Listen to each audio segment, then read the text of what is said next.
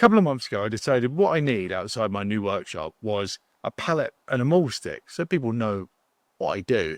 But it wasn't going to be big enough like this, so we decided we'd make one a little bit bigger. Here I have my giant pallet. This is 9 foot by 6'6" or something ridiculous. It's 11 times the size of the actual one, and there we have the mahl stick. And yes, I'm using tape, get over it. I don't use tape signwriting, but I do use it if I'm wood graining a giant mahl stick. Now the pallet's been made, we're trying to make it like it's got 32 years of paint stuff on it. So I need this brush for doing that. So just some old stuff on here like this. Clean my brush off, and then I'm just rubbing it off. I'm doing this over the next few days. Keep building it up, making it look like it's a very used old pallet. Then this will go on the wall. I'm going to try and sign my website on it. So as you can see, exactly like I said, here I am signwriting my website on the pallet.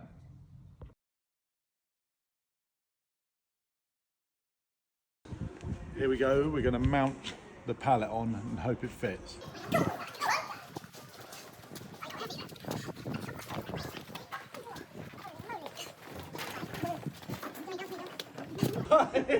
Ready, alright, Joby. Up! Who's guiding anyway? Joby, he's got the head. What's that? Bottom in. Are we on? Oh, good job. Brilliant.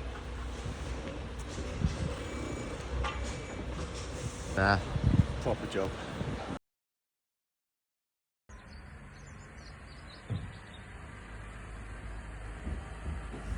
Here I am transporting the mahl stick back from John Tucker's shop. We put 2 bits of it together, but wasn't quite brave enough to put the 3rd bit on, so we did that when we got back to the workshop. A big thank you to John Tucker who built these. He made a fantastic job and I love them. Ready? 1, 2, 3. Hold on a sec, go on. Push! Go on. Push!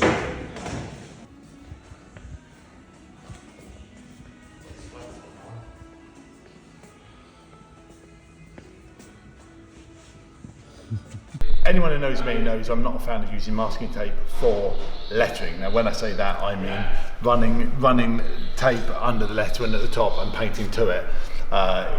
It doesn't go back as far as the sign line I like to emulate, and I don't think you should learn it. However, it has got its uses. If you're painting a 30-foot giant mahl stick, it's coming in handy. Now, I'm sort of self-teaching myself to do a bit of wood graining. An actual wood grainer would cringe at the way I'm doing this. But of course, with wood grain, you get little tools like this, and you can drag them along and kind of make the grain, but they're not meant for tubes. So I've had kind of doing this and bending it when I'm doing it. Now, what I've done is I've put 3 bits of tape around there, and I did this wood grain here between the tape. And now I've taken that tape off there and I've put it either side, and then I'm painting down that strip, and purposely not straight to kind of go with some of the grain I've already made, and then I'll go down in one go with this. The tricky thing is the wobbles you get when you're moving along.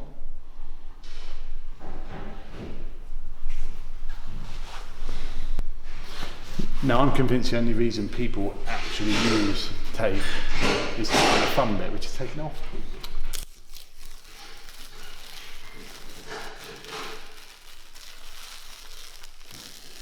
Tell you what, it's expensive.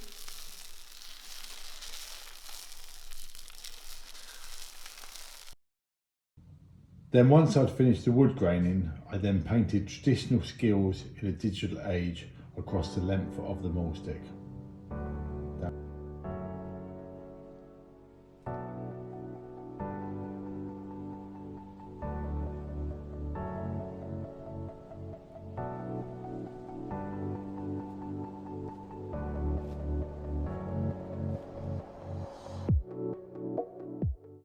Now it's time to get the mahl stick up outside. Here you can see Big Dan putting up the brackets for the mahl stick to sit on before we go ahead and lift it on.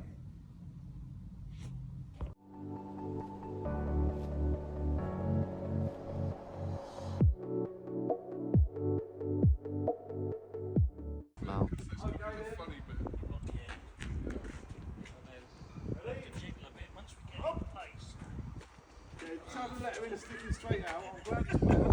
Steve, stop putting me down. It's not great.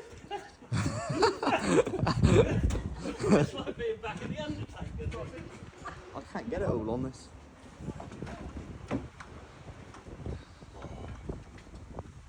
Gotta watch the dippers. Hold on, where's my mark? This way, Lowe's. Come up. Another foot. Fuck me, I don't like. That's right there. Right, Jesus Christ. Is the lamb facing the right way? Just tip it a little bit to us, like that. Come up so we're over the brackets and then. 3. Hold on. You have to pick it up, you can't scratch it.